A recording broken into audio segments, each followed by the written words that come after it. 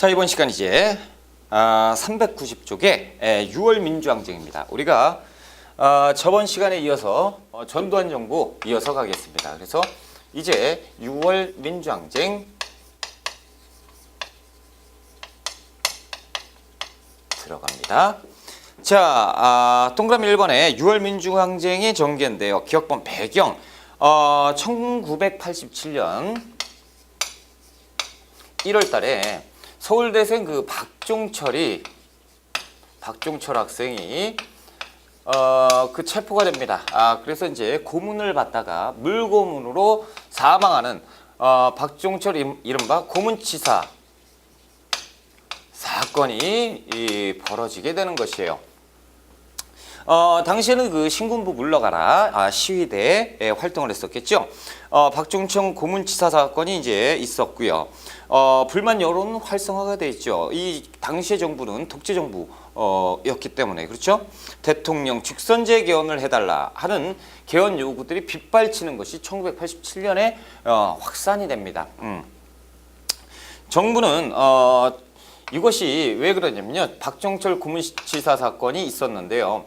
이 당시에 그 정부에서 발표한 내용이 참 진짜 어이가 없는 거죠. 왜?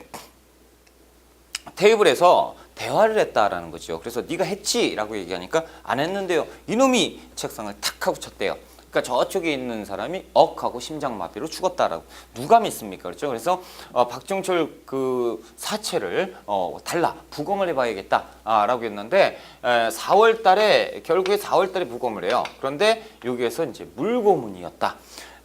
그 부검을 하는 순간 그냥 뭐 물이 가득 차 있었다 뭐 이런 거죠. 그러니까 이제 사람들이 분노를 하고요. 그러면서 이제 그 4월 달에 계속 이제 여론이 확산되는 거죠. 이제 못 참겠다. 대통령을 간선제에서 직선제로 뽑자. 니들 마음대로 하려고 지금 말도 안 되는 얘기하지 말고 직선제로 뽑아야 된다라는 여론이 확대가 되고요. 그러다 보니까 4월 13일 날 정부에서 4.13 호원 조치를 발표합니다. 호원이라는 건 뭐냐면 우리 정부는 헌법을 수호할 의무가 있는 사람들이다. 그래서 헌법을 바꾸지 않겠다라는 얘기죠. 그러니까 이제 그 끓는 물에다 기름을 부어버린 거죠. 사람들이 전국적으로 시위가 확산이 됩니다. 자, 니은번 전개. 야당과 연합기구인 민주헌법쟁취 국민운동본부가 박종철 고문치사 사건 규탄과 호원 철폐를 위한 국민대회를 전국 도시에서 개최합니다. 이른바 1987년 6월 10일 날 60항쟁이라고 하는 건데 이날 그냥 말도 못하죠. 전국적으로 쏟아져 나옵니다. 사람들이 쏟아져 나와서 후원 철폐, 독재 타도 이것을 이제 얘기하면서 시위가 확산되는 겁니다.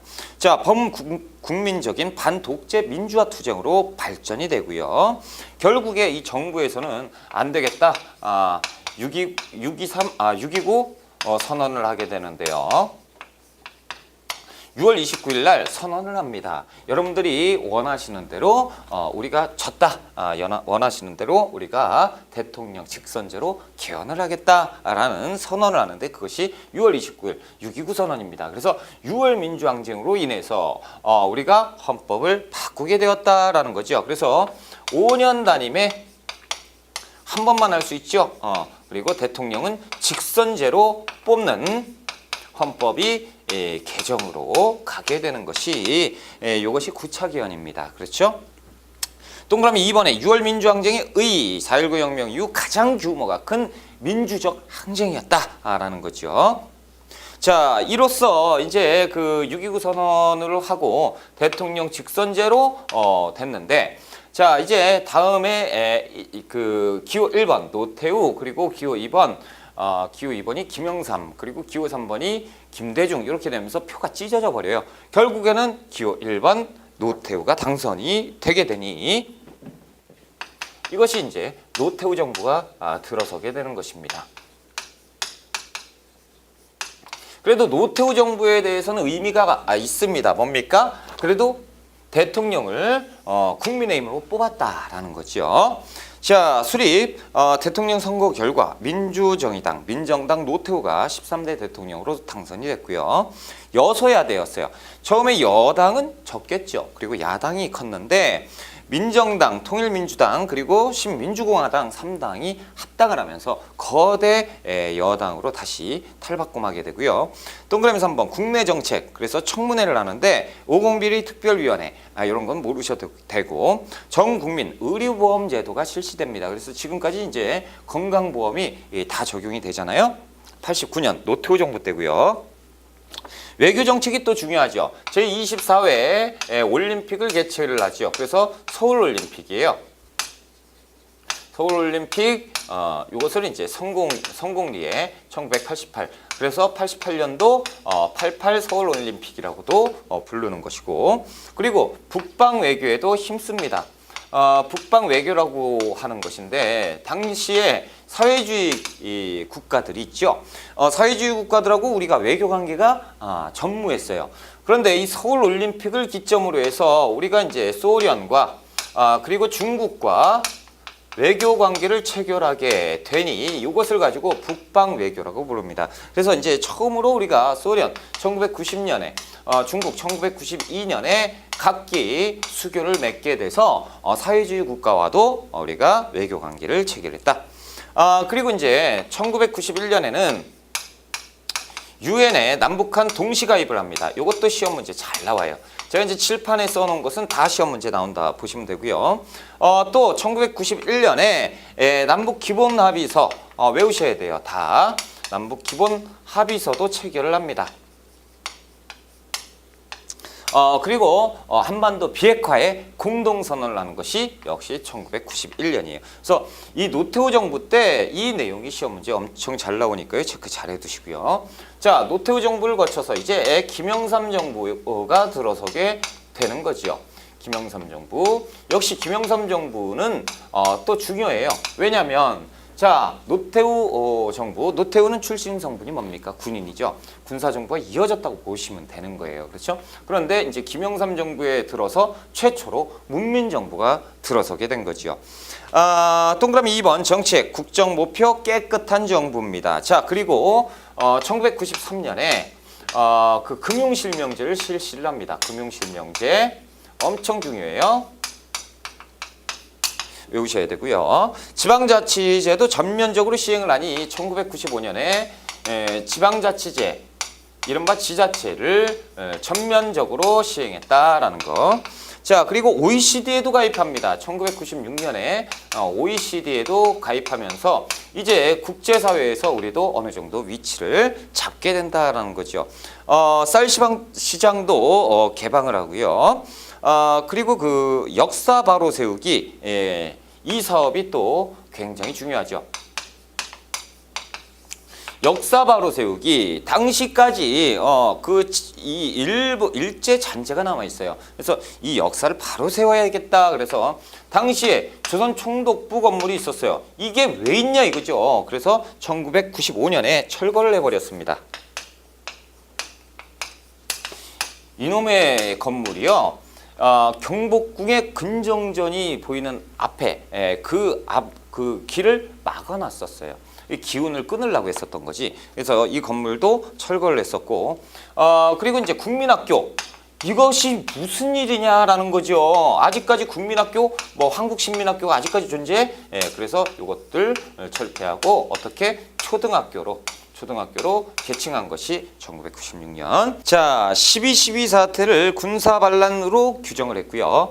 5.18 민주화운동 진상조사를 했습니다. 그래서 전두환, 노태우를 구속해서 재판을 받게 돼서 전두환은 1심에서 사형, 그리고 노태우는 1심에서 무기, 그리고 항소를 해요. 그래서 전두환은 2심에서 무기, 그리고 노태우가 25년 이렇게 받을 거예요. 그래서 그렇게 받고 김영삼 정부 말기에 국민 통합, 대통합을 위해서 사면 복권을 시켜줬었다라는 거죠.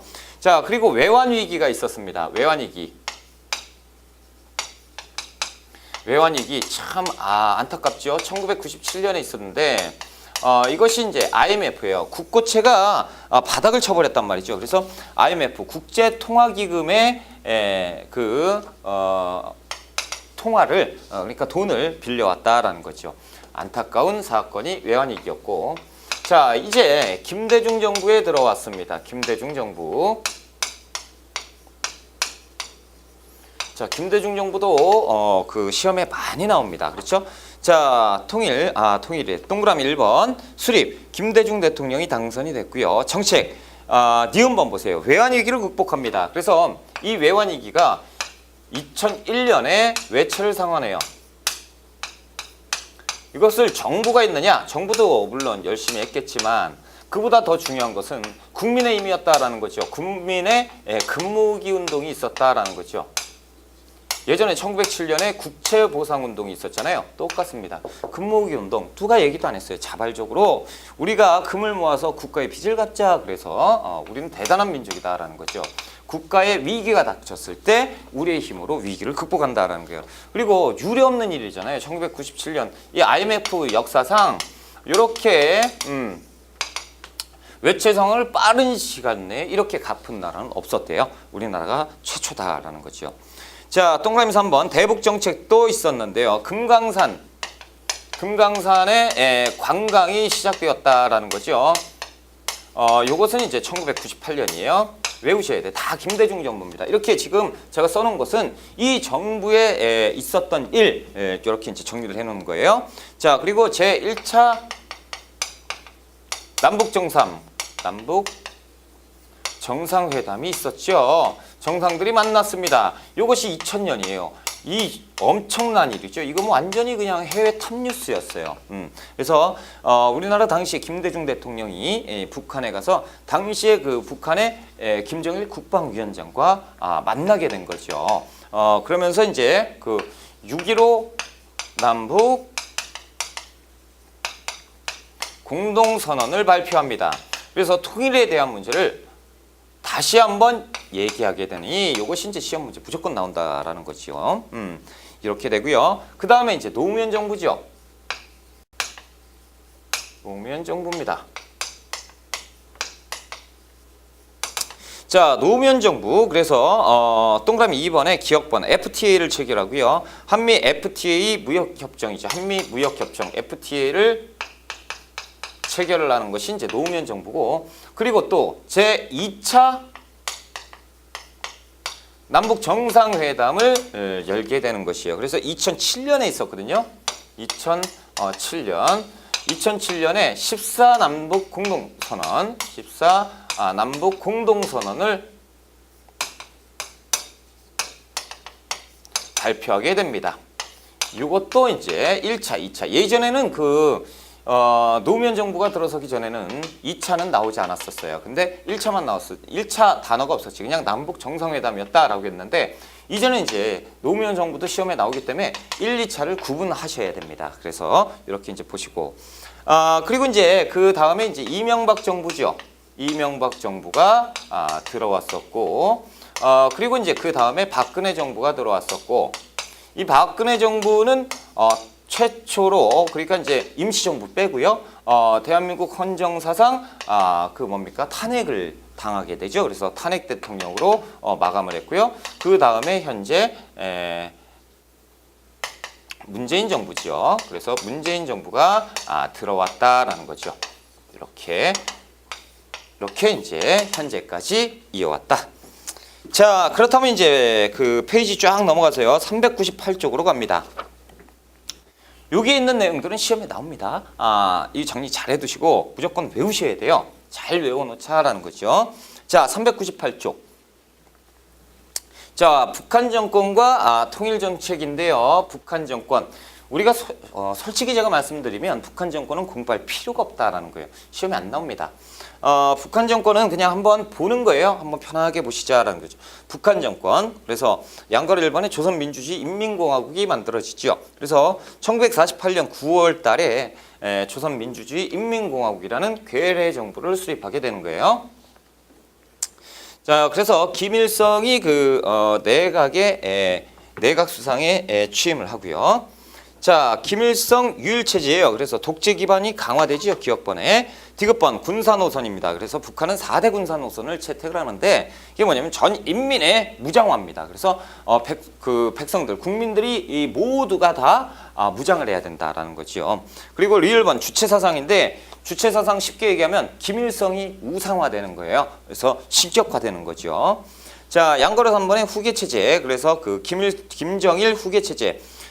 니은번에 보시면 사회주의헌법을 제정합니다. 그래서 사회주의헌법이 1972년 12월 달이에요. 이상하게 1972년 7.4 남북 공동성명이 발표가 된 다음에 10월 달에 우리는 뭐가 있었어요? 유신체제가 들어가게 되고 이 북한은 12월 달에 사회주의헌법이 바뀌면서요. 그러면서 독재화가 돼요. 그래서 뭐 인정하긴 싫지만 1972년 7월 4일 7.4 남북 공동성명 이거 꼭 좀 기억을 해주셔야 됩니다. 자, 그리고 또 보실게요. 김정일의 권력 승계 과정에서 1972년 뭐 주석 김일성이죠. 주석이 이제 행정부에 수반이 된 것이 김일성. 자, 73년에 김정일이 노동당 총비서예요. 일당 전제화잖아. 그렇죠. 그래서 일당 노동당의 총비서가 되는 것이 김정일이고. 74년에는 김일성이 김정일을 후계자로 인정을 해버려요. 그러니까 무슨 보통 민주국가라면 얘들이 이제 조선 민주주의라며 그렇죠. 그렇다면 이 권력을 이렇게 승계하는 거 이건 왕조국가에서나 당연한 거 아닙니까? 그렇죠. 근데 됐어요. 자, 그리고 91년에는 국방위원장에 취임한 것이 김정일이고 김일성이 1994년에 사망합니다. 그래서 사망했는데 3년 동안 유언통치, 그러니까 김일성이 죽고 나서 죽기 전에 유언을 남기는데 그 유언에 따라서 3년 동안 유언통치를 하는 것이 김정일이에요. 자, 그리고 1998년에 뭐 이렇게 됐다라는 거죠. 그리고 현재는 김정은이 권력을 승계했는데 좀 불안하다라는 거죠. 자, 399쪽. 북한의 경제, 뭐 양과로 이번에 천리마 운동이라고 되어 있는데 1957년이에요. 그래서 천리마 운동은 천리마 열심히 뛰어라라는 거죠. 노동을 독려하는 거예요. 생산을 독려하는 건데 실질적으로 1950년, 57년은 남한보다 북한이 훨씬 잘 살았습니다. 그렇죠? 그런데 이제 가면서 우리가 이제 경제 개발을 이룩하면서 얘들이 완전히 말도 안 되게 몰락해 버리는 거예요. 게다가 얘들은 폐쇄적이잖아요. 그러니까 무역을 안 해. 그러니까 이제 점차 도태되면서 지금에까지 오게 되는 거죠. 그래서 그 1980년대 후반부터 얘들은 개방 정책을 해요. 그래서 다른 나라하고 외국 투자자들을 유치하는 거예요. 외국 자본을 유치하는 이런 활동을 하는데 잘 안 되죠. 자, 이제 통일 정책입니다. 통일 정책은 매우 중요해요. 한 문제는 꼭 나옵니다. 자, 통일 정책은 1950년대 이렇게 나누죠. 1950년대, 50년에 뭐가 있었죠? 전쟁이 있었지. 그러니까 전쟁 이후에 무슨 대화를 할 거예요? 그렇죠. 그래서 대화 자체가 없었다. 1공화국 때 대화가 단절이 됐고요. 1960년대에 들어오면서 1960년 하면 60년대 초반에 뭐가 있었죠? 제2공화국이 들어왔죠. 제2공화국이 들어오면서 평화통일에 대한 열망, 갈망이 폭발하기 시작하죠. 자, 양거리 이번에 1960년대 제2공화국 통일정책이에요. 평화통일을 주제하고 동그라미 3번 보시면 유엔의 감시 아래 총선거를 실시하자라는 거예요. 총선거 실시. 이런 것들을 주장하고요.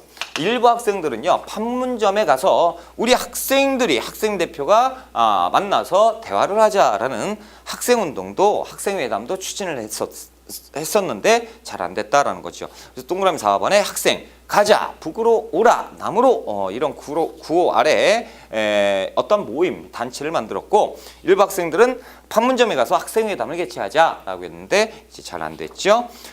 그리고 이제 1970년대로 들어옵니다. 1970년대 통일정책 어떤 일이 있었는지 보자. 70년대는 중요하죠. 8.15 선언이에요. 그래서 1970년에 북한을 대화와 협력의 대상으로 인정을 하자라는 거죠. 그래야 뭐 대화를 할 거 아닙니까? 그렇죠? 그래서 1972년에 절대 잊어버리면 안 되는 거 뭐죠? 7.4 남북 공동성명이죠. 자, 여기에서 무조건 외우셔야죠. 뭡니까? 자주적 통일, 자주평화, 평화적 통일, 어떤 원칙에 의해서 민족적 대단결에 의해서. 자, 이렇게 해서 우리가 통일을 이룩해야 된다라는 것이 뭐라고요? 7.4남북 공동성명입니다. 무조건 외우셔야 돼요. 이 일로 인해서 남북조절위원회도 설치하게 된다라는 것. 이상하게요. 이런 문구 자체가 시험 문제 잘 나옵니다. 그래서 사료는 그 7.4남북 공동성명 자료가 있죠. 이 자료를 출제를 딱 해줘요. 그 다음에 남북조절위원회를 설치했다. 혹은 자주평화 민족대단결이 원칙이었다. 혹은 박정희 정부에서 있었다. 뭐 이렇게 이제 나오는 거죠. 자, 그리고 4번에 동그라미 4번에 6.23 평화통일선언도 했었어요. 그래서 남북 유엔 동시가입을 제의했었고 안 됐었고요. 그렇죠? 그리고 평화통일 3대 원칙. 그래서 1974년에 평화통일 3대 원칙을 발표해요. 평화통일 3대 원칙. 그래서 몇 번 출제가 됐었어요. 이거 몇 번이니까 많이는 출제가 안 되고 이런 거 외울 거면 차라리 이걸 외우세요. 자, 남북 상호 불가침 협정을 체결합니다. 그래서 남북끼리 상호 어떻게 하자? 불가침, 서로 침범하지 말자라는 협정을 체결하는 게 되는 것이 남북한 평화통일 3대 원칙이었다라는 거죠. 자, 이제 1980년대로 갈게요. 1980년대 같은 경우는 우리가 꼭 좀 기억을 해야 될 것이 많다라는 거죠. 자, 뭡니까? 그 동그라미 1번. 남북한 당국 최고 책임자 상호 방문을 제의했었고, 민족화합 통일 방안도 마련을 했었는데, 더 중요한 것은 1985년이에요. 이때 최초로 남북이 이산가족 만나게 됩니다. 상봉이죠. 아주 전국이 울음바다가 됐었던 것이 1985년 남북 이산가족 상봉이었어요. 그래서 이게 언제 때냐? 전두환 정부 때다라고도 기억을 하셔야 됩니다. 그리고 뭡니까? 그 이산가족 상봉 됐고요. 남북한 고향 방문단과 남북한 고향 방문단과 예술공연단이 서울과 평양을 각기 방문을 했었다라는 거예요. 77 선언을 했었어요. 88년에. 그래서 남북한 관계를 중간쯤에 보시면 동방관계로 인지를 했었고, 동그라미 5번에 한민족 공동체 통일 방안인데 이것은 이제 따로 출제는 안 되고 뭡니까? 그 선택지로 나올 가능성이 있어요. 그래서 한민족 공동체 통일 방안이 언제입니까? 1989년이고 남북연합을 구성해서 총선거를 실시하자라는 쪽에 무게를 두시면 됩니다. 1990년대예요. 자, 1990년대 엄청 많죠. 그렇죠? 노태우 정부에서 1991년에 남북이 서로 어디? 유엔에 가입합니다. 그래서 북한이 먼저 가입하고 이후에 남한이, 그러니까 북한 먼저, 그 다음에 바로 남한이.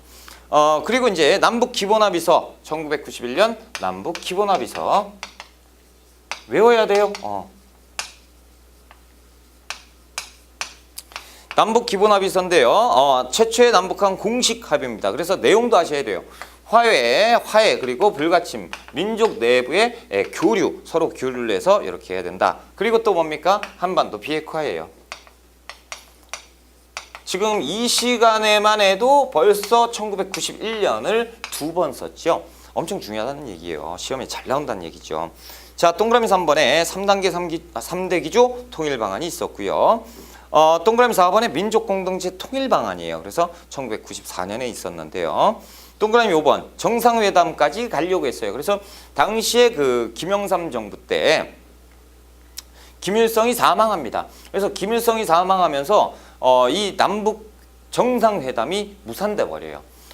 그리고 나서 더 냉랭해지는데요. 왜 그러냐면 북한에서 얘기합니다. 야, 우리나라의 김일성 주석님께서 돌아가셨는데 니들이 조문 와야지. 이게 이른바 조문파동이에요. 그러니까 우리가 어떻게 해야 될지 모르는 거죠. 만약에 조문을 간다 그러면 북한을 인정하는 꼴이 되고, 그렇죠? 우리 헌법상에 북한은 국가가 아니잖아요. 그렇죠? 그러니까 인정하는 꼴이 되고, 안 가자니 또 그렇고, 결국에 이제 안 가면서 관계가 엄청나게 안 좋아진 것이 1994년에 조문파동이에요. 그런데 이제 1998년에 누가 들어오죠? 어떤 정부가 들어오죠? 김대중 정부. 김대중 정부가 뭐합니까? 햇볕 정책을 추진하면서 남북 관계가 갑자기 급물살을 타게 되죠. 그러면서 2000년대 들어오면 그러면 이 남북 관계 햇볕 정책의 결실을 맺게 되죠. 그것이 뭡니까? 제1차 남북 정상회담이죠. 그래서 통일에 대해서 통일에 가까워질 정도까지 합의를 보고 오는 것이 6.15 남북 공동선언이에요. 벌써 이것도 두 번 쓰죠. 왜 이렇게 시간 낭비를 해요? 시간 낭비가 아니죠. 왜 이렇게 써요? 엄청 중요하니까요. 시험 문제 엄청 잘 나와요. 그래서 6.15 남북 공동선언의 평양에서 제1차 남북 정상회담을 열게 되지요. 동그라미 2번 내용 통일의 자주적 해결 그리고 이제 남측의 연합제안과 북측의 낮은 단계 연방제 사이의 공통점을 인정을 했다라는 건데 이게 뭐냐면 남과 북이요 서로 이 관계에서 통일 방안에 대해서 제안을 했었어요. 근데 서로 얘들이 지금 말이 되는 거야 안 되는 거야 막 그러면서 뭐 갈피를 못 잡고 있다가 지금 뭐 저 1960년부터 지금까지 여러 번 막 서로 교환을 했었잖아요. 야 그런데 니들이 얘기한 거고 우리가 얘기한 거고 공통점은 있더라 라고 박수를 친 것이 6.15 남북 공동선언이다라는 거죠. 자 동그라미 3번에 영향 보면요. 북한의 개성공업 지구법을 제정 공포합니다. 그래서 2000년에 개성공단에 대해서 합의를 봐요. 개성공단 만들자 합의를 보고 그리고 착공 2002년에 착공 합의를 하고요. 착공은 2003년에 한다. 굉장히 복잡하지요. 그래서 얘들이 북한 애들이 2002년에 그 지들이 만드는 거예요. 그래서 개성공단 지구법, 개성공업 지구법을 북한에서 만드는 것이고 그리고 2000년에 또 경의선 외워야 돼요. 경의선 철도에 합의를 받습니다. 이런 것들은 다 선택지로 출제가 돼요. 그래서 이 뭡니까 6.15 남북 공동선언을 사료로 주고요. 자료로 주고 이 이후에 있었던 일이 아닌 것은 이렇게 해서 나오는 거예요. 그래서 동해선은 2002년에 동해선 연결에도 합의를 보는 것 이런 거예요. 그러니까 2000년 이후에 그냥 확하니 틀려지게 되는 것이죠. 남북의 통일 방안 비교입니다. 그래서 그 표에서의 최종 국가 형태를 한번 보세요. 남한에서 얘기하는 것은 1민족, 1국가, 1체제, 1정부입니다. 그러니까 뭐예요? 정부가 하나예요. 정부 하나로서 통일국가를 만들자라는 것이 이제 우리 정부의 요구사항이고 북한은 조금 내용이 틀려요. 자 보세요. 1민족 1국가 요거는 맞아요. 그렇죠? 그런데 2체제 2정부예요. 그러니까 얘들은 체제를 버리지 않겠다라는 거죠. 정부가 두 개죠. 그러니까 정부를 두 개를 놓고 이 연합정부를 구성을 하자라는 거예요. 연방제지 연방제 일종의. 이 미국이 이런 식이잖아요. 그렇죠? 이런 식으로 하는 것이 어떠냐라는 거예요. 이게 북한 쪽 주장이에요. 뭐 통일국가 기구 뭐 외교권 보면 통일국가가 갖는다. 우리나라 그렇죠. 통일정부니까 정부 하는데 뭘 따져요. 그렇죠? 얘들은 연방국가가 갖는다라는 거죠. 각자 정부가 아니고 연방국가. 뭐 이런 식으로 돌자라는 것이 이제 북한이에요. 그러니까 체제를 안 버리겠다라는 거지. 자 양거리 2번에요. 2007년에 또 뭡니까? 제2차 남북 정상회담이 그 평양에서 이루어지게 되죠. 그래서 1차, 2차. 그래서 1차는 김대중 정부, 2차는 노무현 정부죠. 그래서 14남북 공동선언이 발표가 되는 것이 또 2007년입니다. 그래서 2007년에 있었던 이 2차 남북 공동선언은요. 이 1차 남북 6.15 남북 공동선언에 대한 입장을 고수하고 요것을 추진하자라는 입장에서 한 번 더 우리가 확인하고 추진했던 이 사건이었어요. 자, 이렇게 해서 이제 정부의 통일 그 정책에 대해서는 여기 이하로 나오지 않습니다. 이 이상을 나오지 않아요. 그러니까 이 정도만 공부하시고요. 우리가 406쪽으로 들어갑니다. 406쪽. 자, 이제 경제편으로 들어가는 거예요. 경제편. 야, 이제 한 단원 남았네요. 야, 여러분들 엄청 고생하셨습니다. 그렇죠? 한 단원밖에 안 남았어요. 자, 우리가 열심히 공부했죠. 고생 많이 하셨어요. 이 고생은 합격으로 보답을 받을 거예요. 보상받아야죠. 우리가 뭘로 받느냐? 합격이죠. 합격. 분명히 합격하실 거예요. 엄청나게 공부를 하셨으니까. 자, 경제 발전입니다. 현대의 경제 이 부분에서도 그 시험이 잘 나오죠. 자, 경제정책 동그라미 1번에 300산업이에요. 300산업. 300산업이라는 게 무엇이냐면요. 우리가 전쟁이 있었죠. 1950년 해서 53년에 전쟁이 끝났습니다. 그렇죠? 휴전. 전쟁이 끝난 게 아니고 휴전 상태죠. 이승만 정부에서 이 전후 복구 사업을 해야 되는데 답이 없는 거죠. 그러니까 미국 애들이 도와줄 수밖에 없는 거예요. 그래서 미국 애들이 야, 니들 힘들지? 굶어 죽으면 안 돼. 그래서 미국이 무상으로 밀, 면, 설탕을 무상으로 처음에는 제공을 했어요. 나중에 유상이 되는데 우리는 이제 무상, 유상 따지지 말자라는 거죠. 밀면, 설탕을 지원을 해줬습니다. 굶어 죽지 말라고. 그런데 이것을 정부에서 백성이래 국민들에게 이제 나눠줘야 되는데 그러지 않고 이것을 산업화 시켰어요. 그래서 밀, 제분산업, 면은 이제 섬유공업, 그리고 설탕은 제당 산업으로 세 가지의 하얀 산업, 이른바 300산업입니다. 이게 1950년대 후반에 있었다라고 보셔야 돼요. 이승만 정부. 그래서 전쟁 끝난 다음에 이걸로 우리가 세 가지 기관, 국가 기관 산업으로 발전을 시켰던 것이 300산업입니다. 외우셔야 돼요. 자, 화폐개혁인데요. 이것은 딱 한 번인가 두 번밖에 안 나왔어요. 그러니까 뭐 별로 중요하진 않다라고 보셔도 되는데 이 화폐도 바꿨습니다. 그래서 두 번 바꾸는데요. 이승만 정부에서 한 번 바꾸고 그리고 또 박정희 정부에서 한 번 바꿔요. 자, 이승만 정부에서는 이 원 단위의 돈을 100원 단위에서 100원 단위를 환으로 바꿔요. 1환으로 바꿔버렸습니다. 그리고 박정희 정부는 다시 환을 원으로 바꿔버리거든요. 그래서 10환을 1환으로 10환을 1원으로 이렇게 바꾼 적이 있었다라는 거죠.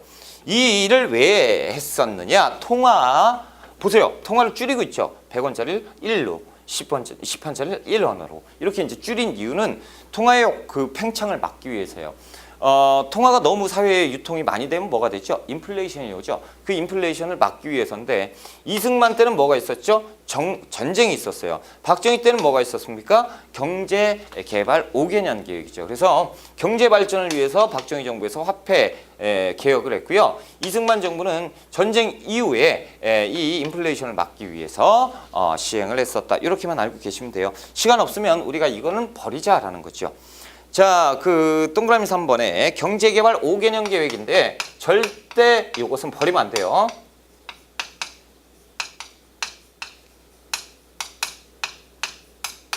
경제개발 5개년 계획입니다. 자, 이 5개년 계획은 누가 수립해요? 이공화국에서 수립하는데 누가 추진하죠? 이 박정희의 군사정부에서 추진하는 것이에요. 자, 1차, 2차, 3차, 4차인데요. 일단 1차, 그리고 2차, 3차, 4차 산업이죠. 그래서 1, 2차를 딱 자르면요.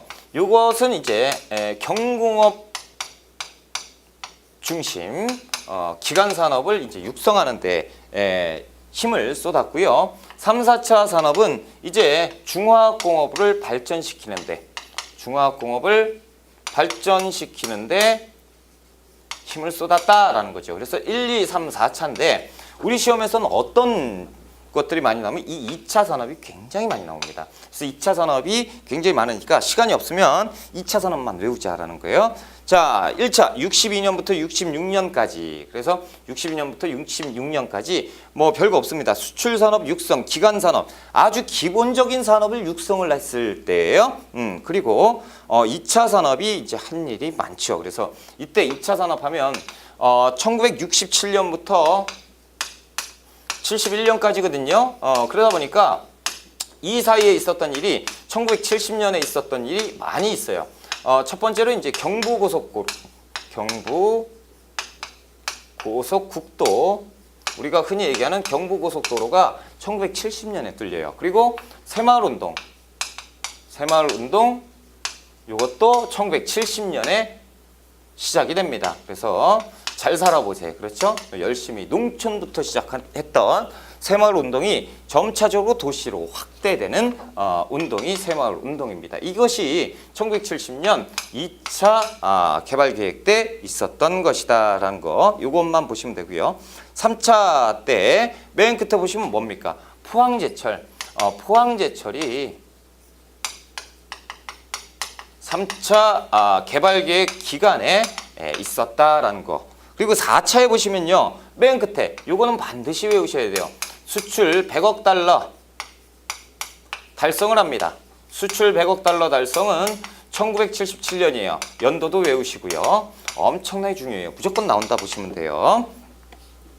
자, 니은번 성과 경부고속도로도 개통을 했고요. 이걸 가지고 지금 보면 이때 경제개발을 이룩한 것이 지금까지 우리가 잘 살게 되는 과정이죠. 만약에 경제개발 5개년 계획이 없었다면 우리는 참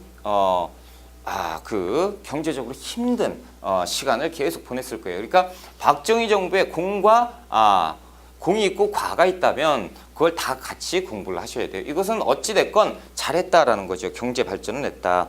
자, 디귿번 한 개. 빈부격차가 심화. 그래서 저임금, 저고과 이런 것들이 있었어요. 그러니까 너무 성장만 우선시하니까 이 박정희 정부의 선성장, 일단 성장을 먼저 하자라는 거죠. 그리고 나중에 분배해 줄게라는 거예요. 그러니까 미친 듯이 일하고 분배는 나중에 보니까 조금밖에 못 받았어요. 그러니까 이제 국가는 부강한데 국민들은 더욱더 힘들어지고, 하지만 이제 옛날에 비하면 힘든 부분이 조금은 나아진 거죠. 그러면서 이제 노동운동이 증가하기 시작해요. 자, 그리고 1880년대 가면 1980년대 가면 세계적인 그 호황기, 그래서 3조 호황이 있었다라는 거죠. 저금리, 저유가, 저달러.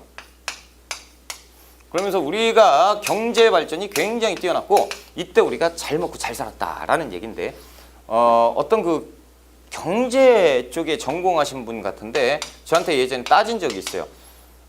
교수님, 이 저금리, 저유가, 저달러라는 것이 어떻게 그 경제 호황기를 누릴 수가 있습니까? 그러면서 이 금리가 이러면 수출이 이렇게 막 그러면서 따져요. 여러분들 그러지 마세요, 제발. 왜 그렇게 좋은 머리를 그쪽으로 따지는 쪽으로 쓰게 되는지 저는 잘 모르겠어요. 저금리, 저유가, 저달러는 경제는요, 우리가 공부한 그 학식은 이론이죠. 이론과 현실은 언제나 틀립니다. 그리고 이 시대에는 3조 호황기가 좋았다라는 거죠. 이 시기에 맞물려서 저금리, 저유가, 저달러 때 경제도 수출도 많았고요. 그리고 배분도 잘 되었었다. 그래서 이제 경제가 막 돌아갔으니까 우리가 잘 먹고 잘 살았다는데 왜 그걸 저한테 따져요? 그렇죠? 자, 그리고 동그라미 5번에 1990년대 이유입니다. 자, 우리 시험에는 이런 것도 막 나오죠. KTX, 고속철도죠. 이것이 언제 개통되냐? 2004년에 우리가 개통이 됐었다. 이것도 시험 문제 나왔어요. 한미 FTA 타결 누구 때요? 2007년. 그래서 2007년 노무현 정부 때 이렇게 시험에 나왔었습니다. 자, 외환위기죠. 우리가 공부 열심히 했습니다. 동그라미 1번 배경. 언제예요? 김영삼 정부 때 1997년 외환 보유고가 없었기 때문에 국제통화기금 IMF에다가 구제 요청을 했었고 지원을 받았죠. 굉장히 힘들었어요. 그래서 그동안 막 구조조정이라는 거. 그러니까 이때 평생직장, 철밥통 이런 단어가 사라지게 돼요. 철밥통이 어디 있어요? 예전에는 그 회사 다니면 정년이 보장이 됐었습니다. 여러분들 상식에는 그런 일이 있었어요. 이 IMF 터지기 전에는요, 한 번 회사 들어가면 정년 때까지 거의 다녔다고 보시면 돼요. 그런데 요새는 그런 거 없죠. 몇 살 되면 다 잘리고 386 56도 그런 얘기도 있어요. 50, 60대까지 하면 도둑놈 이것이 이제 이 사회의 아픔을 겪게 되는 거예요, 우리가. 그래서 어디 있습니까? 어디 하다 말았지? 구조조정 이런 것들이 이때 생기게 되고, 이 단어도 우리가 그때 생소했어. 근데 지금은 이제 익숙하죠. 그러니까 사회가 점점 각박해지는 거죠.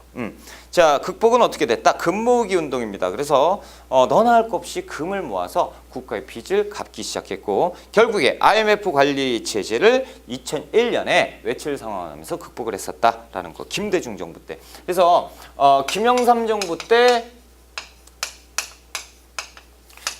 외채를 빌렸다가 김대중 정부 때 상환을 했었다. 이것도 중요한 포인트예요. 그래서 1997년 그리고 2001년 이렇게 이제 우리가 공부를 하셔야 돼요.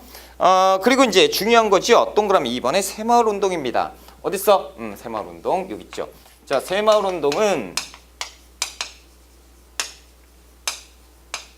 자, 농촌에서 먼저 시작을 해요. 그래서 농촌에서 잘 살아보세 구호를 외치면서 점차적으로 도시로 확대되는 운동이 새마을 운동이었어요. 그래서 근면자조 협동 그 원칙에 의해서 굉장히 발전이 됐었다라는 거. 자, 407쪽이죠. 우리가 1980년대 이후에 무슨 일이 있었느냐 보자. 니은번에 보면 쌀 시장을 개방했습니다. 1994년 김영삼 정부 때. WTO가 김영삼 정부 때 1995년에, 예전에는 이 WTO하고 쌀 시장을 개방했다, 이 내용이 시험 문제 잘 나왔었어요. 근데 최근에는 잘 안 나오더라고요. 양가로 이번에 이제 노동운동입니다. 노동운동인데 노동운동은 이제 1970년대 굉장히 많았어요. 왜 그러죠? 1970년대는 뭐를 주장했습니까? 선장. 그래서 먼저 성장을 해라. 그리고 후 분배. 그러다 보니까 빈부의 격차가 심해졌어요. 1970년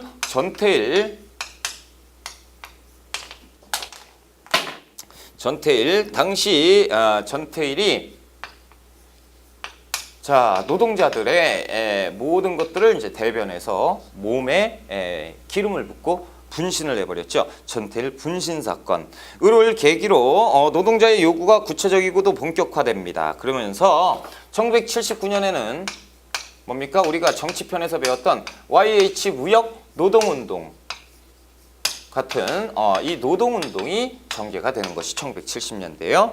1980년대 두 번째 줄 맨 끝에 보면 노동운동이 굉장히 활성화가 되고요. 양괄호 3번에 사회보장정책도 우리가 공부를 해야 되는데요. 의료보험.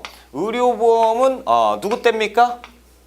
외우라고 제가 말씀드렸는데 전두환 정부 때, 노태우 정부 때예요. 그렇죠? 노태우 정부 때. 이렇게 이제 공부를 하셔야 되고, 국민 기초생활보장법. 그래서 이 정도는 최소한의 이 정도는 보장해 줘야 된다라는 것이 김대중 정부 때 있었고요. 됐습니다. 자, 동그라미 2번에 현대문화와 문화의 동향. 그래서 교육활동인데 동그라미 1번에 미군정기의 633학제. 그래서 초등학교 6, 중학교 3, 고등학교 3 이런 학제를 근간으로 하는 교육제도가 만들어졌고요. 남녀공학제도도 도입이 됐었고, 동그라미 3번에 5.16 군사정변 이후에 국민교육헌장을 선포합니다. 그래서 이것을 읊어야 돼요. 그래서 우리는 민족 중흥의 역사적 사명을 띠고 이 땅에 태어났다 그러면서 막 읽는 게 있어요. 자, 그 아래 보시면 이제 고등학교 평준화가 되는 것이 1974년이었고, 동그라미 4번에 1980년대 과외금지를 합니다. 오른쪽에 날개 한번 보세요. 과외금지 1980년 신군부가요. 국가보위 비상대책위원회 국보위에서 이 추진했던 건데 과외를 금지를 시켜버렸어요. 그러니까 사교육 금지를 시켜버리니까 오히려 불법 과외가 판을 쳤어요. 불법 고액 과외가 엄청났죠. 이것이 1980년에 있었다라는 거고. 됐습니다. 한 페이지 넘어갈게요. 비읍번에 보시면 1970년대 동아일보 기자들의 언론 자유 수호 투쟁. 그래서 이 정부에서 그 동아일보의 그 광고 해약 이 무더기 해약 사태가 있었잖아요. 그럴 때 이제 점차적으로 동아일보 직원들이 곤란에 빠져요. 그때 이제 국민들이 돈을 모아서 버텨라 그런 적도 있었다라는 거죠. 시효번의 언론 탄압이죠. 언론인 강제 해직, 언론 통폐합, 보도 지침 이게 뭐예요? 전두환 정부 때요. 보도 지침이라고 하는 것은 그 9시 뉴스 딱 시작하잖아요. 지금 뭐 8시 뉴스지만 예전에 9시 뉴스였어. 그러면 그때 이제 시작하기 바로 직전에 뭐가 딱 옵니다.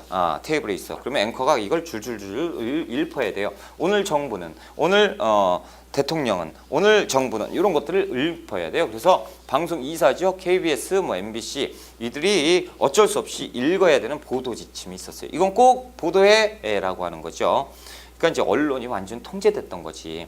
자, 2번 기타 문화의 발전. 양과로 2번의 체육 활동을 볼게요. 1980년대 86년 전두환 정부에서 아시안 게임을 우리가 시행을 했고요. 서울 올림픽을 1988년 노태우 정부 때 제24회 올림픽을 성대하게 개최를 했었고요.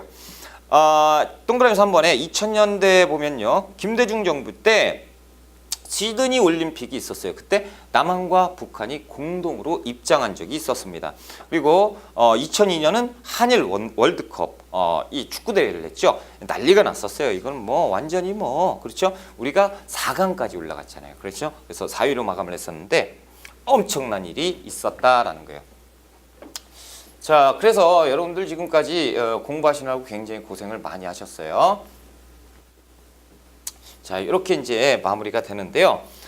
지금까지 우리가 총 42개인가? 엄청나게 공부를 많이 했습니다. 그래서 여러분들께 제가 드리는 당부의 말씀은 첫 번째 뭐냐?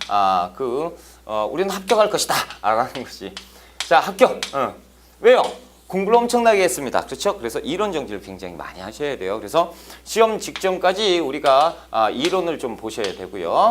그래서 이론 봤다고 해서 끝나는 게 아니고 우리가 이제 문제를 확인을 해 보셔야 돼요. 이 문제는 어떤 문제냐면 제 책에 보면 단원별로 제가 문제를 뽑아 놨잖아요. 그렇죠? 단원별 기출 문제 및 예상 문제가 있어요. 예상 문제. 이렇게 해서 이 문제를 꼭 풀어 보셔야 되고요. 그리고 나서 이 시험 직전에요. 한 3일 전에는 무엇을 하셔야 되냐면 이 기출문제 제가 이제 말씀을 드릴게요. 전에 만약에 지금이 만약에 10회 차다. 지금 이제 우리가 시험 보는데 10회 시험이다라고 하면 7회, 8회, 아니구나. 죄송해요. 7회, 8회, 9회는 풀어보셔야 돼요. 그러니까 지금 시험 전 바로 3회차 전까지는 풀어보셔라. 그리고 이것은 시험과 똑같은 환경을 만들어 놓고 시간을 책정을 해가지고 우리가 풀어보셔야 돼요. 그래서 이 3일 전에 만약에 풀어봤다 라고 하면 이 점수가 3일 이후에 점수로 될 가능성이 높습니다. 그러니까 3일 전에는 우리가 끝났다라는 거야. 그러니까 이제 점수를 바꾸려면 어떻게 이 3일 전부터 만약에 점수가 이렇게 나왔어요. 불합격 점수가 나왔다. 그래도 절망하지 마세요. 불합격 점수가 나와도 절망을 하면 절대 안 됩니다. 왜 그러냐면 아직 그 3일이라는 시간이 있죠. 보세요. 그러면 여기에서 틀린 문제 있잖아요. 이때 틀린 문제는 이때는 벌써 하나 둘 다 공부를 하셨어야죠. 왜? 이때는 어떻게 해야 되냐면 문제를 풀어보고 기출문제에서 틀렸다라고 하면 해설을 보지 마세요. 해설 보면 절대 안 됩니다. 해설 보지 마시고 다시 이론을 보세요. 아셨죠? 그 단원 몇 페이지 간다고 단원 전에 펴서 이론을 보시고 그 다음에 이제 해설로 가는 거예요. 다시 돌아가서. 그리고 한번 다시 보는 거죠. 그러면 보여요. 이렇게 보여요. 이걸 익숙하게 해놓고 그 다음에 이제 실전 문제를 푸는 거지. 그래서 기출 문제를 이렇게 풀어보는 거예요. 그러면 이 만약에 불합격 점수가 나왔다라고 하면 어떻게 해야 되냐면 불합격 점수가 나왔다면 지금 60점 이하잖아요. 그렇죠? 60점 이하는 아니고 60점 미만이잖아요. 그렇죠? 그럼 이분들은 큰일 난 거죠. 그러면 앞으로 다시 해야 돼요. 이론을 보시고 다시 해설을 보고 이것을 풀어봐야 되는. 그리고 시간이 허락이 안 되겠지. 3일 전인데. 그렇죠? 그래서 이 방법을 해서 다시 한번 뭘로 해야 되냐면 불합격이라면 이론 정리를 다시 해야 돼요. 빠른 속도로. 아직 이틀이 남았잖아. 이틀이 남았죠? 그러니까 이 불합격 점수가 나오신 분들은 다시 이론을 보세요. 그리고 강의는 절대 보지 마세요. 한 번 봤으면 끝난 거야. 이론서에 분명히 밑줄 거 있고 막 동그라미 쳐 있잖아요. 내가 공부를 어떻게 했는지, 이 동그라미를 왜 쳤는지 내가 공부했을 때를 더듬어 보라고. 그 상황을 다시 한번 파악해 보세요. 내가 뭐 커피를 마시면서 공부를 했었구나. 이 그림이 환경이 나오잖아. 그렇죠? 그때를 생각하면서 다시 더듬어 봐야 돼요. 그러면 떠올라요. 분명히 떠오르게 돼 있습니다. 그러면 이것이 내가 틀렸지만 시험장 가서는 맞는 걸로 책정이 돼요. 진짜라니까요. 그렇죠? 그래서 이런 식으로 공부를 하시고 절대 이제 불안하잖아요. 그러니까 시험을 풀어보지 마세요. 이런 거. 다시 해보지 마세요. 그냥 시험장으로 가세요. 그러면 시험장에 갔을 때 긴장을 했기 때문에 이때 점수 플러스 10점에서 15점이 더 나와요. 그럼 합격이에요. 그렇죠? 그리고 여기에서 합격점이 나오신 분들 있죠? 이분들이 제일 불안합니다. 저는. 왜? 합격점이 나왔기 때문에 또 합격할 것이다. 말도 안 되는 소리죠. 그렇죠? 이 합격을 했다고 해서 점수가 이렇게 나오면 뭐 하려고 공부해요? 문제풀이 보다가 합격했으면 끝났지. 그러면 이제 뭐 공부 안 해도 되잖아요. 그러면 대부분 다 합격하게. 그렇죠?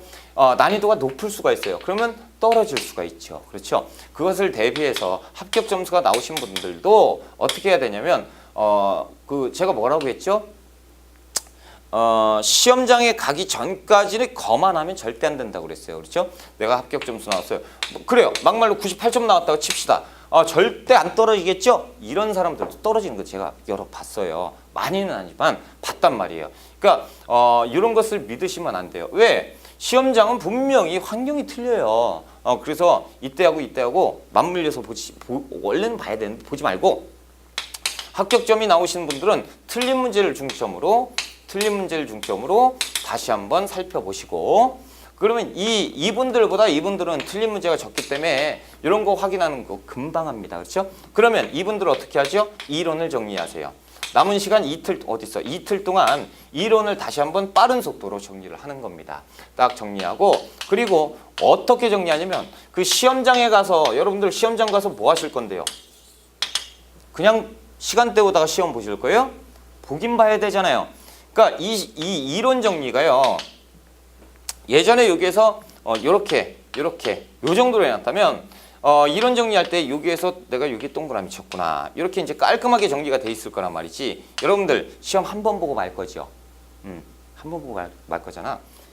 여기에서 만약에 진짜 중요한 거다. 이건 확실히 중요하고 이거는 덜 중요하다. 그러면 여기에 동그라미를 엄청 쳐놓고 아니면 색칠을 하든가 이렇게 해서 만들어놔요. 이렇게. 그럼 요거 하나에 뭐가 됩니까? 단어장이 돼요. 제 책이 이렇게 두껍죠? 그런데 이게 단어장이 되는 순간 시험장에 가서 볼 게 생겨요. 그래서 단어장 눈에 확 들어와요. 왜?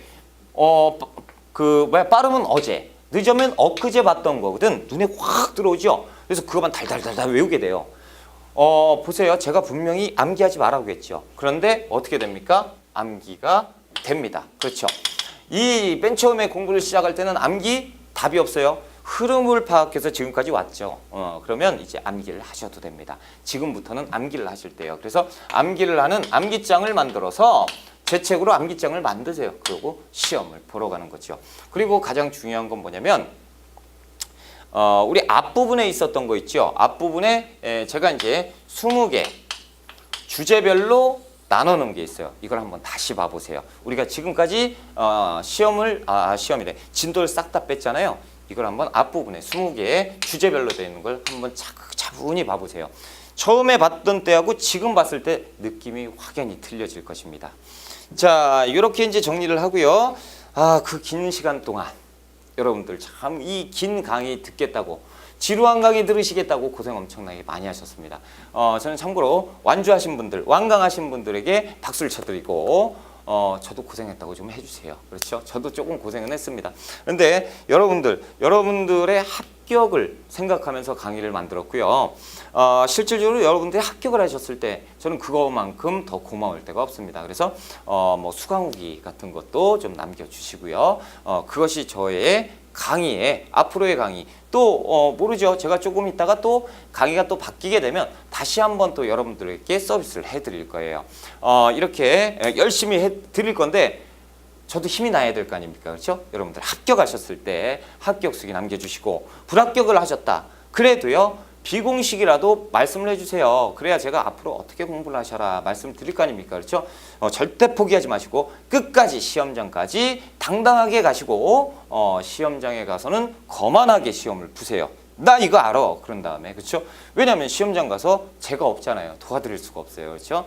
자, 여러분들 그 긴 시간 동안 정말 고생 많이 하셨고요. 저는 여러분들 합격을 기원하면서 다음 기회에 똑같은 강의로 들으시면 안 되죠. 똑같은 강의 들으면 이번에 떨어졌다는 거예요. 그렇죠? 다음 기회에 다른 강의로 여러분들 찾아뵙겠습니다. 그동안 공부하신다고 고생 많이 하셨고요. 여러분의 합격을 기원하겠습니다.